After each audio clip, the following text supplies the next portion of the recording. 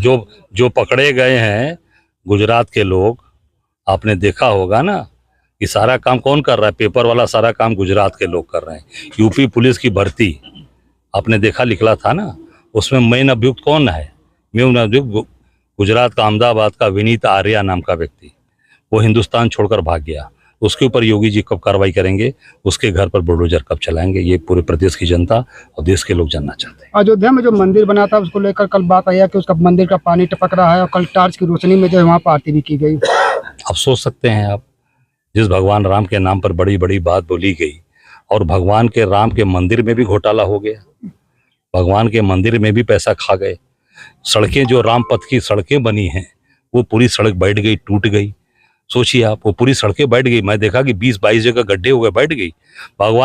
भगवान के मंदिर में अंदर पानी टपक रहा। और बोल कौन रहा है, बताया किसने? जो प्रधान पुजारी सत्येंद्र दास जी, जो लगातार भगवान राम की सेवा लगातार करते, जब पूरा जीवन उन्होंने लगा दिया, उन्होंने कल बड़े मर्माहत और बड़े ही दुख भरे शब्दों में ये कहा कि भगवान राम के मंदिर में अब छत से पानी टपक रहा है। ये कितना दुर्भाग्यपूर्ण है। अगर कोई पॉलिटिकल व्यक्ति आरोप लगाता तो ये लगता कि नहीं राजनीति हो रही है, पर एक संत ने और मेन पुजारी जो लगातार भगवान राम की सेवा कर रहे हैं, जब भगवान टेंट में थे उसके पहले भी सत्येंद्र दास जी पूजा कर रहे थे, उन्होंने आरोप लगाया है।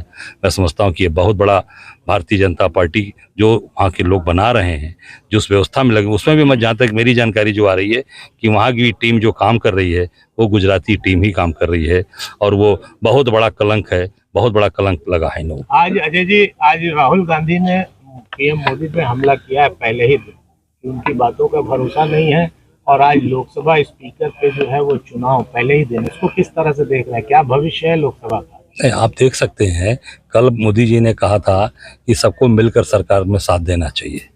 कंस्ट्रक्टिव ये बात है कि मोदी जी ने कहा कंस्ट्रक्टिव तरीके से सरकार को का साथ दें, चलाया जाए। उन्होंने ही कहा था तो कंस्ट्रक्टिव का मतलब यही होता है कि सब लोग मिलजुल कर चलाएं।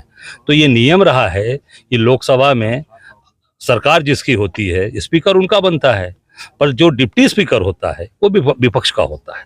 तो डिप्टी स्पीकर में भी तैयार नहीं हुई सरकार, मोदी जी डिप्टी स्पीकर में भी तैयार नहीं हुए। कंस्ट्रक्टिव की बात करते हैं एक तरफ अंदर और बाहर आकर बात बोलते हैं कि जो है कंस्ट्रक्टिव काम करना है और अंदर जाकर निर्णय उसके ठीक उल्टा लेते हैं।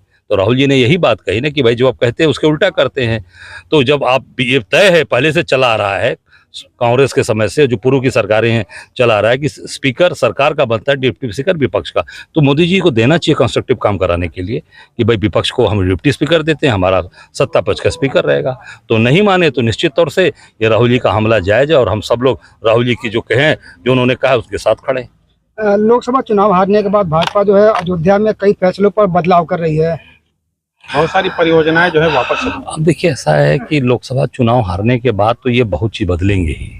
ऐसा है ना कि जो चीजें इन्होंने सारे के सारे, सबसे पहला बदलाव इनको करना चाहिए कि जितने गुजराती ठेकेदार पूरे देश में उतार रखा है, जितने ठेकेदार, पहले मोदी जी उनको तत्काल गुजरात बुलावें और तभी काम, जितनी ईमानदारी है तभी काम हो पाएगी। नहीं तो सब जगह भ्रष्टाचार का मूल कारण है ये गुजराती ठेकेदार।